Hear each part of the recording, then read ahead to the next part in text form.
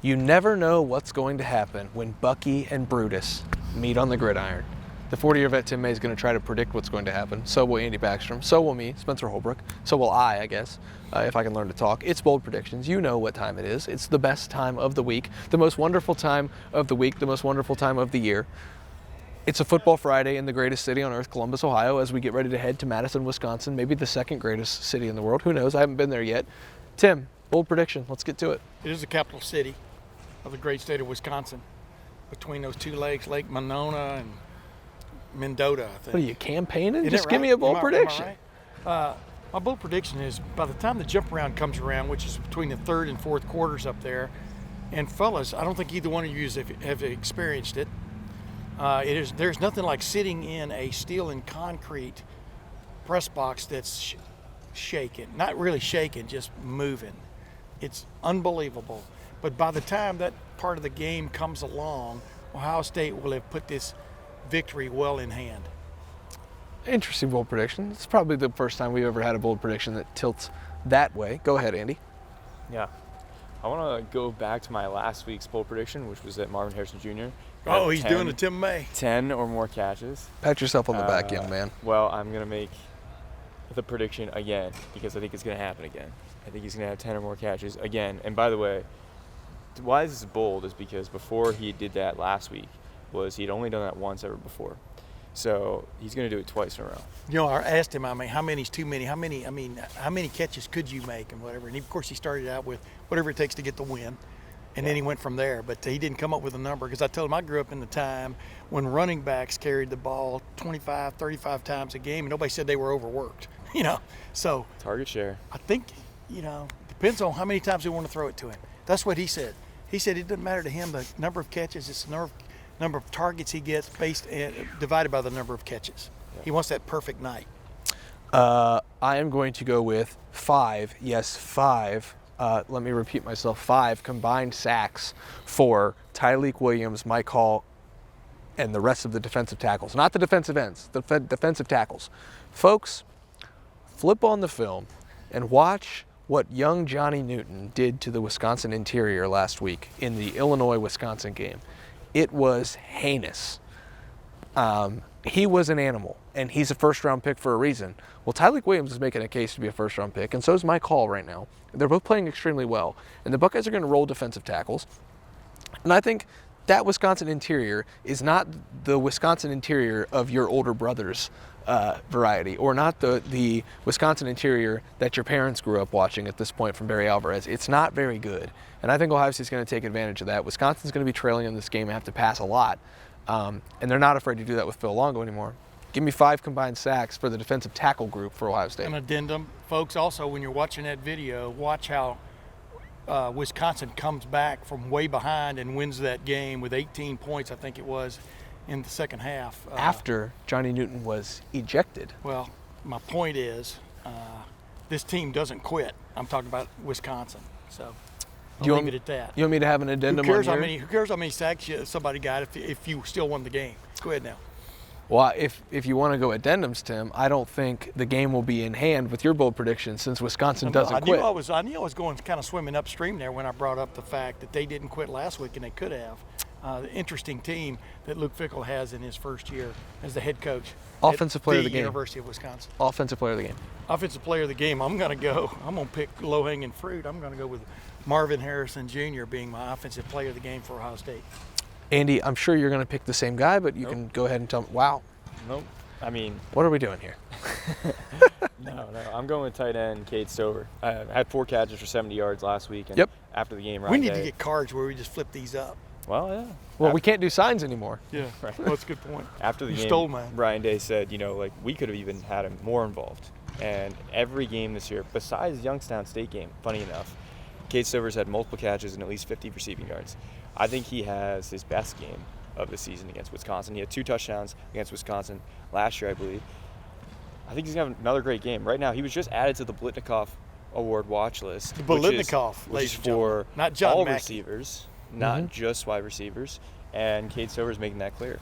And so I think he's going to have a great game against this Wisconsin defense, which is pretty good defense, by the way. This is not, they're allowing like 18 points per game. This Wisconsin team is kind of built off of that defense, even though they do have more of a spread offense this year. This is a pretty good Wisconsin team. That Iowa-Wisconsin game, as people left, they said, last one out, turn on the lights. But, because, oh, my goodness. I didn't mean to throw it in, but it's like, oh, my goodness. They do play very good defense. I'm going to go with Kyle McCord. This Wisconsin team I don't think is great. It plays in a bad division. It's lost to the two good teams that I think it's really played. But Camp Randall's not anything to be messing around with. And the Buckeyes are going to have great communication on Saturday night. That place is going to be rocking. That's a Big Ten West division leader right now. And so it all starts with the quarterback. Kyle McCord Marvin Harrison Jr. can't have 10 catches. Cade Stover can't be the player of the game. Marvin Harrison Jr. can't be the player of the game if Kyle McCord is off. And he's been a little off. Well, we can pick the quarterback every week. Well, I think he's going to have a really good game is where I'm getting with this. I think he's going to finally take the step. He's very, very hard on himself. And you could kind of see he might be starting to turn a corner there tonight, on Wednesday when we talked to him. I think he's got a chance to turn it at Wisconsin and kind of announce himself as like, hey, I'm not, everybody calls him Maserati Marv. I saw the term Honda McCord this week. I think he's going to take that and be like, hey, I can play really well too. And I think he's going to have a really nice game. How about Camry Kyle? No, well, they use it as a pejorative, Tim. I don't think they want to say that. Camry Kyle's a reliable automobile. I've owned 2 of them, and I love them. Egg the Camrys, folks. Yeah. They're Tim's. Yeah, throw those advertisements. They're Tim. I was going to respond to something you said now. I've forgotten about it. Let's go on. You're going to go defensive player of the game now. Yeah. This show is off the rails. Game, just because going back 6 years, everybody knows how much I've liked this guy since he first showed up. His potential now. Josh Proctor will have another stirring game for the reasons that you delineated a minute ago about the pass rush, etc. Josh Proctor will be one of the prime beneficiaries of that. Well, yeah, I mean, safety, Josh Proctor. If Spencer's bold predictions can come true, which I think it could, because this Wisconsin's offensive line is probably the weakest part of it. They've been rotating in a guard, I know, most of this season. I do think the defensive interior will get some pressure. I'm going to go with Mike Hall. I feel like we've been waiting, and I don't know if there's going to be a Mike Hall game this year, guys, but I feel like if there is one, maybe it's this one in Wisconsin, and maybe he can get home for a couple sacks in this game. I thought he played well last week. Yeah, no, he's been playing just well. Just like JT Tuimoloau had a hell of a game. He had one freaking tackle. Whole defensive line's been playing great. I'm just saying the kind of game like against Michigan State or the kind of game against Notre Dame, we haven't had that wow moment. No. Maybe we get that at Wisconsin. We'll be calling him the alpha dog after that, like last year. I mentioned it to Andy walking out of the stadium on last Saturday night or maybe it was on Monday, that I think it was just earlier in the week, so my brain's a little drugged. I know how the memory goes. 27's hit me like a ton of bricks, Tim, or a ton of feathers, same thing. That I think Jordan Hancock is the most important player on this defense because of the versatility he provides, because Shaun Wade was so important to that 2019 defense in the slot, because it allows you to do so many things if you can rely on a slot cornerback to be really good. Jordan Hancock has been so good for this team. And whether he plays outside if Denzel Burke can't play or if he plays in the slot, he means a ton to what they're doing. The whole operation right now is benefiting from how good Jordan Hancock is. I think he's going to have another good game. I think he's going to have an interception in this game. So give me Jordan Hancock to finally get on the interception board and be the defensive player of the game. Tim, score prediction. I don't have one, so take your time. The weather. I can't get a firm grip or grasp or whatever you want to call it, a catch on the weather at this moment, because it could be crappy and getting crappier as the game goes on. But I'm going to go with Ohio State somewhere in the neighborhood. Like I said, I think they'll have it in hand by the start of the fourth quarter. So I'm going to go with Ohio State in the neighborhood of something like 38-13. I think the defense is going to have a nice night. Yeah, I also agree. The defense will play well. I'm going to go with Ohio State 27, Wisconsin 14. Wow, 2 touchdowns. Yeah. Penn State didn't even get 2 touchdowns. Well, Penn State also played pretty poorly as you could, I guess, offensively. But it's because of the defense. Yeah. Well, hey, 14 points allowed is still a pretty good effort by a defense from Ohio State. Oh, yeah, absolutely. I just think that Wisconsin, before the season started back in June, I circled this game as a potential loss for Ohio State. Now, Wisconsin has not been nearly as explosive offensively as I thought they could have been. They brought in a lot of transfers. You never know how it's going to be. It has not been smooth sailing for that offense. Now they lose Tanner Mordecai. to a broken hand, so he's not playing. You've got the Braden Locke as a backup in right now. I don't Played think, good. He played well Yeah, last and they week. had the comeback win, Yeah. right? Braylon Allen is going to be really hard to tackle. If the 2 touchdowns, probably going to come from either him catching the ball or running the football. I think this Wisconsin team has a lot of talent. I just think that they'll hang around, they'll find a way, but I think that Ohio State will win ultimately by 13 points, 27-14. Yeah, I've got this at 31-6. I think that this is a game where Ohio State gets 3 and outs and gets off the field.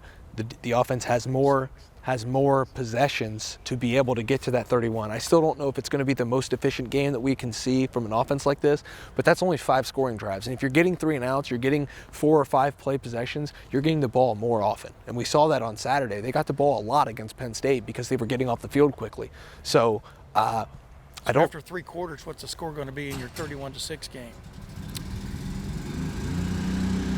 I'm saying you're reinforcing my original big-time prognostication. It'll be 24-6 at the end of the 3rd quarter. There you go. And we'll be that's pretty well in hand. and Ohio State will be jumping around, having a great time, waving the towels around, jumping around, because that's what you do at Wisconsin. You jump, jump, jump, jump, jump. Everybody jump, jump. Jumping Jack Flash. It's a gas, gas, gas, ladies and gentlemen. Tim May, the 40-year vet, he's heading to Madison. Andy Backstrom, he's heading to Madison. Me, Spencer Holbrook, I'm driving to Madison. It's going to be a good time. I'm driving to Madison. I love driving to Madison. Hey, get out the Culvers, folks. Give me some cheese curds. My body is ready for the curds, okay? I can't wait. I'm going to have some cheese curds. I'm going to have You're going to the right place. an adult libation. It's going to be fantastic. A great Friday night will be had by all, and then a great Saturday night at Camp Randall Stadium for Ohio State, Wisconsin. Tim May, the 40-year vet, again, he's heading there. Andy Backstrom, he's heading there. I'm Spencer Holbrook, and I will be there as well. Follow along at lettermenrow.com. Go get that coverage. $1 for the first month right now. You don't have to worry about the pricing after that. We'll talk later. Thanks for watching. Thanks for listening to the latest edition of Bold Predictions, the boldest video of them all. We'll see you on Saturday in Madison.